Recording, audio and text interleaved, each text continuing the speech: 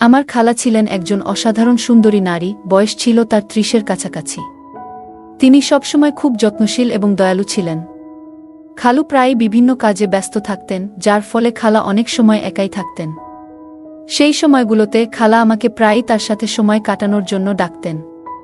আমি খুশি মনে তার কাছে যেতাম এবং আমরা একসাথে অনেক গল্প করে কাটাতাম। একদিন খালা আমাকে বাড়িতে আসার জন্য বললেন, আর আমি খুশি মনে তার আমন্ত্রণ গ্রহণ করে সেখানে গেলাম।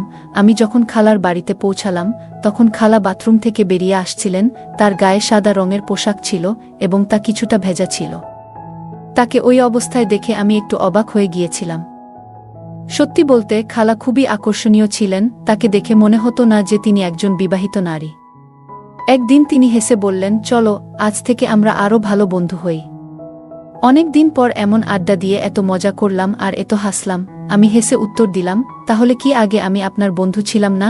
খালা হেসে বললেন, বন্ধু ছিলে, কিন্তু এতটা ঘনিষ্ঠভাবে না। আমি মজা করে বললাম, খালা গাল লাল করো না, আমি কিন্তু পালাচ্ছি। এ কথা বলেই আমি হাসতে হাসতে দৌড় দিলাম, আর খালাও মজা করে আমার পেছনে দৌড়ালেন। তিনি হাসতে হাসতে বললেন, একটু দাঁড়াও, দেখি ধরতে পারি কিনা।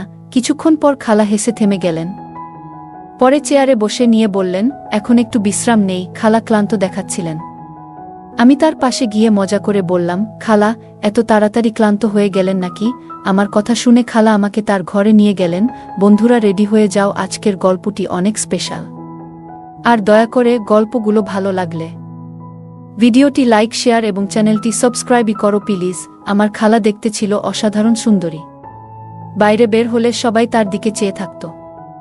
আমি যখন ছোট ছিলাম তখন থেকেই তিনি খালুর সাথে শহরে থাকতেন, তাই তাদের সাথে তেমন বেশি যোগাযোগ বা দেখা করা হতো না। সে সময় আমি খালুর বাড়িতে থাকার সিদ্ধান্ত নিয়েছিলাম, কারণ আমার মা বাবা বিদেশে ভ্রমণে যাচ্ছিলেন। আমার খালু যখন বাবার সঙ্গে দেখা করতে এসেছিলেন, তখন তিনি বলেছিলেন যে আমাকে তার বাড়িতে রেখে যেতে। বাবা প্রথমে রাজি হচ্ছিলেন না। বাবা প্রথমে না করতে চেয়েছিলেন, কারণ তিনি জানতেন যে আমি এখন বড় হয়েছি এবং নিজের যত্ন নিতে পারি। তবে খালুর অনেক বোঝানোর পর বাবা রাজি হয়ে গেলেন, আর এতে আমি খুব খুশি হলাম, কারণ আমারও ইচ্ছা ছিল খালুর বাড়িতে যাওয়ার। খালা প্রিয়ার বিয়ে হয়েছিল আমার খালুর সাথে প্রায় কয়েক বছর আগে। তখন আমি ছোট ছিলাম, কিন্তু খালাকে দেখে আমার খুব ভালো লাগত। তিনি শুধু সুন্দরী ছিলেন না, খুবই তরুণ এবং আকর্ষণীয় ছিলেন। খালু আর খালার জুটিকে সবাই একসঙ্গে মানানসই মনে করত, তবে তাদের তখনও কোনো সন্তান হয়নি। তারা অনেক ডাক্তার এবং কবিরাজের কাছেও গিয়েছিলেন, এমনকি বয়স্ক পীরদের কাছেও, কিন্তু তাও কোনো সমাধান পাননি। সবশেষে তারা তাদের ভাগ্য মেনে নিয়ে ধৈর্য ধরেছিলেন। খালু আর খালার মধ্যে অনেক ভালোবাসা ছিল, আর আমার মনে হয় খালু কখনোই খালার সঙ্গে কোনো মুহূর্ত অপচয় করেননি। বিয়ের পর খালার রূপ আরও বেশি ফুটে উঠেছিল, আগের থেকেও বেশি মোহনীয় হয়ে উঠেছিলেন। একদিন খালা যখন রান্নাঘরে খাবার তৈরি করছিলেন, আমি তখন টিভিতে কিছু দেখছিলাম। হঠাৎ খালা আমার পাশে এসে দাঁড়ালেন। খালা একদিন আমাকে জিজ্ঞেস করলেন, কুনাল আজ কলেজে গেলে না? তার এমনভাবে আমার নাম ধরে ডাকা আমাকে কিছুটা অপ্রস্তুত করল, কারণ আমার মনে অন্য চিন্তা ঘুরপাক খাচ্ছিল। আমি হালকা বিরক্তি নিয়ে বললাম, না খালা, পরীক্ষা শেষে আমাদের 2 মাসের ছুটি চলছে। খালা তখন আমার জন্য দুধের শরবত নিয়ে এসে টেবিলে রাখলেন। তাকে এভাবে নিচু হয়ে কাজ করতে দেখে আমি কিছুটা অবাক হলাম। মনে হচ্ছিল কিছু বোঝার আগেই পরিস্থিতি অস্বাভাবিক হয়ে উঠেছে। খালার বাড়িতে এসেছি মাত্র 2 দিন হলো, আর এর মধ্যেই মনটা কিছুটা অস্থির হয়ে গেল। রাতে খাবারের সময় খালু আমাকে ও খালাকে বললেন যে তিনি কিছুদিনের জন্য ব্যবসার কাজে বাইরে যাচ্ছেন। আগে যখন তিনি বাইরে কাজে যেতেন, তখন খালাকে সঙ্গে নিয়ে যেতেন, কিন্তু এবার আমি বাড়িতে থাকার কারণে তিনি একাই যাওয়ার সিদ্ধান্ত নিলেন। তাই তিনি আমাদের দুজনকে বাড়িতে রেখে চলে গেলেন। এরপর আমি খালার বিভিন্ন অভ্যাস লক্ষ্য করতে শুরু করলাম। আমি দেখলাম খালা বেশিরভাগ সময় কফি পছন্দ করেন। খালা যখন আমার সামনে বসেছিলেন, আমি হেসে বললাম, খালা আপনি দুধ চা কেন খান না? দুধ তো স্বাস্থ্যের জন্য খুবই ভালো। তখন খালা হেসে বললেন, আমার স্বাস্থ্যের কোনো সমস্যা নেই, তাই নিজেকে সক্রিয় রাখার জন্য আমি কফি পান করি। পরের দিন আমি আমার মোবাইলে গেম খেলছিলাম, হেডফোন লাগানো ছিল। খেয়ালই করিনি কখন খালা এসে আমার পাশে বসে আমার গেম খেলা দেখছিলেন। গেমের মধ্যে আমরা বন্ধুরা গেম খেলার সময় মজা করছিলাম এবং রসিকতা করছিলাম, যা হয়তো শালীনতার সীমা ছাড়িয়ে যাচ্ছিল। খালা আমার এসব কথা শুনে একটু অস্বস্তি অনুভব করলেন। তারপর তিনি আমার কাঁধে আলতো করে হাত রেখে তার উপস্থিতির জানান দিলেন। খালাকে নিজের পাশে বসে থাকতে দেখে আমি খুব লজ্জা পেলাম, বুঝতে পারলাম যে খালা আমাদের কথোপকথন শুনে ফেলেছেন। তখন খালা আর কিছু বললেন না। এরপর খালা তার ঘরে চলে গেলেন, আর আমার নিজের আচরণ নিয়ে খুবই খারাপ লাগল। সন্ধ্যায় আমি খালার ঘরে গিয়ে বললাম, খালা, আজ আমাকে 1 কাপ কফি বানিয়ে দাও। খালা মুচকি হেসে বললেন, কেন নয় আমার ছেলে, শুধু 2 মিনিট দাও, আমি একটু ফ্রেশ হয়ে নিচ্ছি, তারপর কফি বানিয়ে দিচ্ছি। তিনি উঠে ওয়াশরুমের দিকে চলে গেলেন, আর আমি টিভি লাউঞ্জে গিয়ে বসলাম। সেখানে একটি ফুলদানি ছিল, যার একটি ফুল আমার খুব ভালো লেগেছিল। আমি সেই ফুলটি তুলে নিলাম। ঠিক তখনই খালা আমাকে ডাকলেন। আমি উত্তর দিলাম যে আমি টিভি লাউঞ্জে বসে আছি। খালা হাতে একটি ট্রে নিয়ে টিভি লাউঞ্জে এলেন, যার মধ্যে ছিল 2টি কাপ কফি। খালা আমাকে 1টি কাপ কফি দিলেন, আর অন্যটি নিজে হাতে নিয়ে টেবিলে রাখলেন। আমি যেই ফুলটি হাতে ধরে রেখেছিলাম সেটি খালার চুলে লাগিয়ে দিলাম। খালা হেসে উঠলেন এবং বললেন, ধন্যবাদ আমার ছেলে। এই কথা শুনে আমি একটু হতাশ হলাম। আমি খালার দিকে তাকিয়ে বললাম, খালা, আপনি কি সারাদিন ঘরে থেকে একঘেয়েমি অনুভব করেন না? বাইরে ঘুরতে যাওয়ার ইচ্ছা হয় না? তখন খালা বললেন, না কুনাল, আমি তোমার খালুর সঙ্গে মাঝে মধ্যে বাইরে যাই, কিন্তু তার ছাড়া একা কোথাও যাইনি। আমি চুপচাপ কফি পান করতে লাগলাম। রাতের খাবারের পর আমি টিভিতে একটি সিনেমা চালালাম এবং খালার সঙ্গে বসে দেখতে শুরু করলাম। খালা মনোযোগ দিয়ে সিনেমাটি দেখতে লাগলেন। হঠাৎ সিনেমার একটি দৃশ্য দেখে খালা বললেন, এ তো সেই বাজে জিনিস যা তুমি পাবজি খেলার সময় করছিলে। এটা একদম ঠিক কাজ নয়, তোমার ভাষাও খুব খারাপ। খালার কথা শুনে আমার খুব লজ্জা হলো। তারপর খালা আমাকে বললেন, আমি তোমার মায়ের সঙ্গে কথা বলবো, যাতে তিনি তোমার উপর একটু নজর রাখেন। তুমি নিয়ন্ত্রণের বাইরে চলে যাচ্ছ। আমি খালার দিকে তাকিয়ে বললাম, প্লিজ খালা, আমাকে ক্ষমা করে দিন। আমার ভুল হয়েছে। আমি আর কখনো এ ধরনের ভাষা ব্যবহার করব না। আমার বন্ধুরা এমন কথা বলে, তাই আমি তাদের উত্তর দিই। এইভাবে কথা শেষ করলাম। খালা আমার কথা শুনে হেসে উঠলেন এবং বললেন, ভয় পেজো না, আমি কাউকে কিছু বলবো না। আমি জানি তরুণ ছেলেরা কখনো কখনো কেমন কথা বলে। ঠিক আছে, আরেকটা সিনেমা চালাও। এইটা কি দেখছো? তখন আমার মনে স্বস্তি ফিরে এলো। আমি খালাকে জিজ্ঞাসা করলাম, আপনি কোন ধরনের সিনেমা দেখতে পছন্দ করবেন? তিনি বললেন, কোনো বলিউড সিনেমা চালাও। আমি একটি বলিউড সিনেমা চালিয়ে দিলাম। খালা মনোযোগ দিয়ে সিনেমাটি দেখতে লাগলেন, আর আমি তার দিকেই তাকিয়ে রইলাম। তিনি আরাম করে সোফায় বসে একটি পা অন্য পায়ের উপর তুলে রেখেছিলেন। আমিও তার মতো করে একটি পা অন্য পায়ের উপর রাখলাম।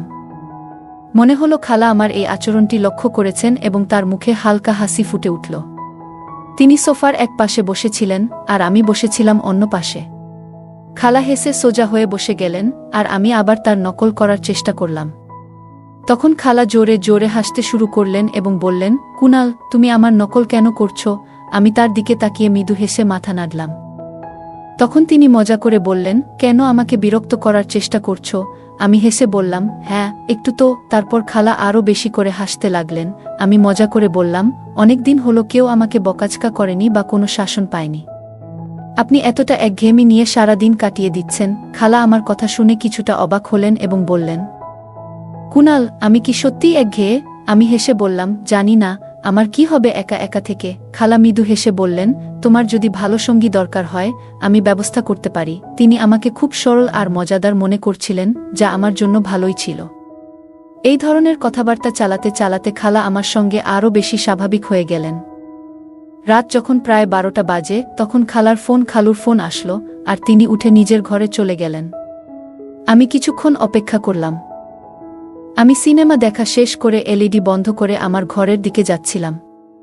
ঠিক তখনই খালার ঘর থেকে তার মৃদু আওয়াজ শুনতে পেলাম। তিনি বলছিলেন, তোমাকে খুব মিস করছি, জানো না কিভাবে এই দিনগুলো কাটাচ্ছি। অন্যদিকে খালু কি বলছিলেন তা আমি শুনতে পাইনি, কিন্তু খালার কথা শুনে আমি কিছুটা অবাক হলাম। খালা খালুকে আরও অনেক কথা বলছিল আর তাকে তাড়াতাড়ি বাসায় আসতে বলছিল। খালা অনেকক্ষণ রাতে খালুর সাথে কথা বলেছিল।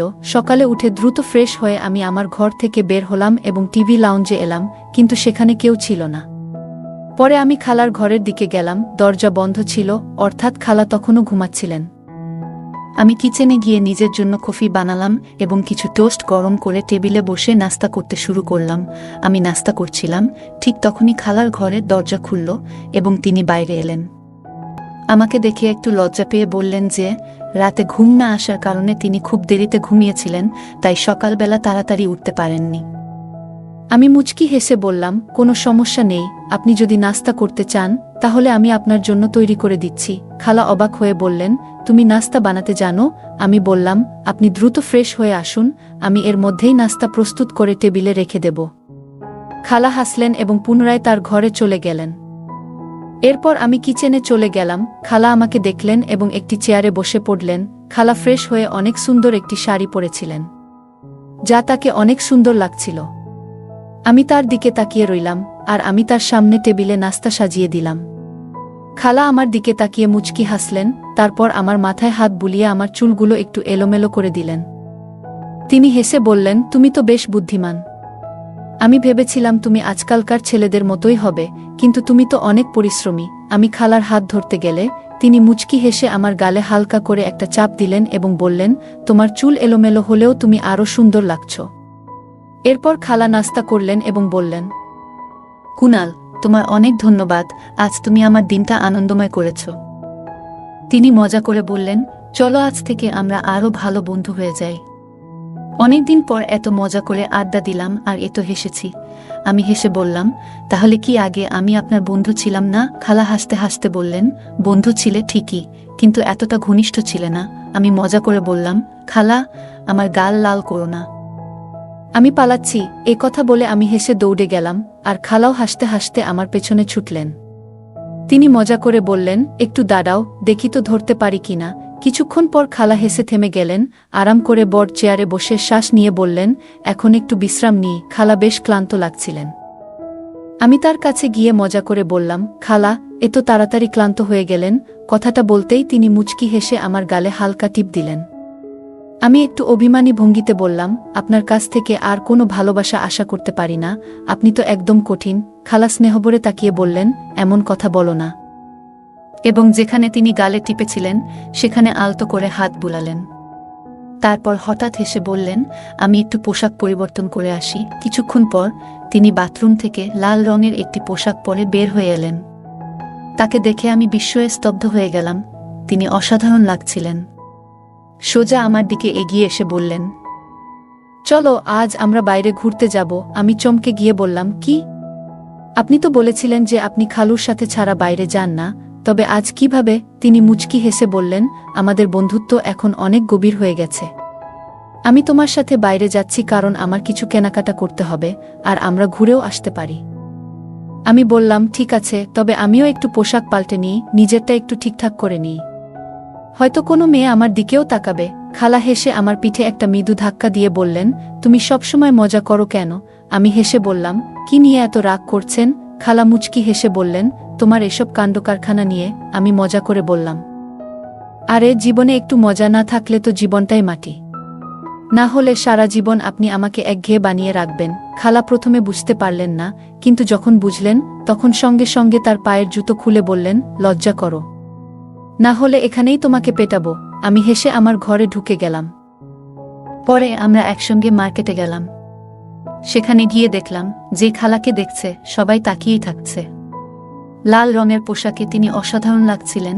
আমি মজা করে খালাকে বললাম, ম্যাডাম, আপনি যখনই বাইরে বের হন সবাই আপনাকেই দেখছে, যেন তাদের আর কোনো কাজ নেই। খালা হেসে বললেন, কুনাল, লজ্জা করো, আমি তোমার খালা। আমি মাথা নিচু করে বললাম, ঠিক আছে খালাজান। খালা হেসে আমার পাশে বসে বললেন, তুমি কখনোই ফ্লার্ট করা থেকে বিরত হবে না, তাই না? আমি মুচকি হেসে বললাম, কোনো দুর্ভাগা আছে যে আপনাকে নিয়ে ফ্লার্ট করতে চাইবে? খালা হেসে বললেন, বাহ, তুমি তো বেশ। একটু চুপ থাকার পর তিনি আমার খুব কাছাকাছি এসে কানে কানে বললেন, সত্যি করে বলো তো, তোমার কি কোনো প্রেমিকা নেই? আমি তার দিকে তাকিয়ে মিষ্টি হেসে বললাম, না, এমন কেউ পাইনি। আপনার মতো এত সুন্দর মেয়ে কোথায় পাবো? আমি হেসে বললাম, গার্লফ্রেন্ড নয়, যদি জীবন সঙ্গী বানিয়ে নিতাম। খালা মিষ্টি হেসে বললেন, তুমি আমাকে এতটাই পছন্দ করো? আমি বিনয়ের সাথে মাথা নিচু করে বললাম, হ্যাঁ, আপনি আমার কাছে সবচেয়ে প্রিয়। খালা হেসে বললেন, তুমি কখনোই মজা করা থেকে বিরত হবে না, তাই না? আমাদের মধ্যে এমন হাসি ঠাট্টা চলতেই থাকলো। সকালে খালা বললেন, কুনাল, দুধ শেষ হয়ে গেছে, একটু নিয়ে এসো। আমি সম্মতি দিয়ে মার্কেটের দিকে রওনা হলাম। ফিরে এসে ফ্রিজে দুধ রেখে খালাকে জানাতে তার ঘরে গেলাম। কিন্তু দরজার সামনে দাঁড়িয়ে আমি কিছুটা বিস্মিত হয়ে গেলাম। খালা স্নান শেষে তাড়াহুড়ো করে তোয়ালে জড়িয়ে বেরিয়েছেন। সেই মুহূর্তে আমার মনে অস্বস্তি তৈরি হলো এবং আমি দ্রুত নিজের ঘরের দিকে ফিরে যাচ্ছিলাম। ঠিক তখনই খালা পিছন থেকে ডাক দিলেন, তুমি কি দুধ নিয়ে এসেছ? আমি ভীষণ লজ্জিত ছিলাম। কিছু বলতে পারছিলাম না, শুধু মাথা নাড়লাম। খালা আস্তে আস্তে আমার দিকে এগিয়ে এলেন। আমি মাথা নিচু করেছিলাম।